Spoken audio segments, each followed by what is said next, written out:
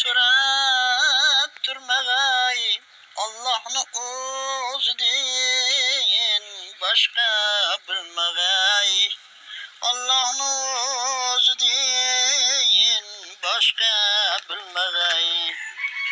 Taqdirda bor ekan zulmat qopladi, qorong'ulik tushib bulut qopladi. Sho'rlik bu peshona qayga boshladi, sirli alomatni boshqa bilmag'ay. Sho'rlik bu peshona qayga boshladi, sirli alomatni boshqa bilmag'ay. Tuman qoplab olgan yeru zaminni, sovuqda javdirar topolmas yo'lni. Ota-ona ushlar yuraklarini, albatta Xudodan hech kim bilmag'ay, albatta Xudodan hech kim bilmag'ay.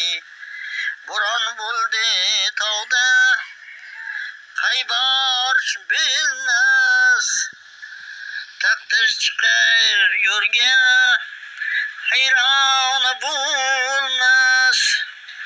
Holdan tolib yotar bir chuqurlikda, javdirab yotganin hech kim bilmag'ay.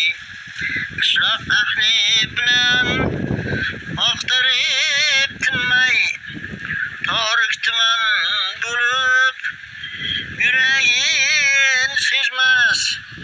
Sho'llab urardi yomg'ir tomchilab, taqdirda borni hech kim bilmag'ay.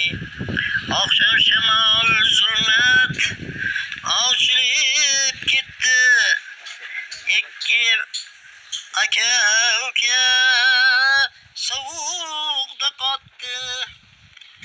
Cho'pon ko'rib erta hayratda qoldi, xabarin yetkazdi hech kim bilmag'ay.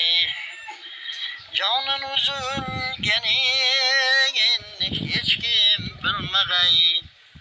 Ota-ona yig'lar misli qiyomat, orada yo'q endi javlon xudoylar. Taqdirda yozilgan Xudo javlonni, ezilgan yurakni hech kim bilmag'ay.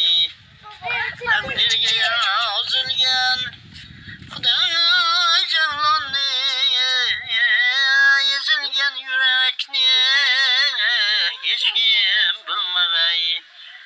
Oqqush kabi uchdi ikki begunoh, marhamat tilaklar so'rardi panoh. Xayrlashar endi Ismoil xon, yurakdan o'tganin hech kim bilmag'ay, yurakdan o'tganin hech kim bilmag'ay.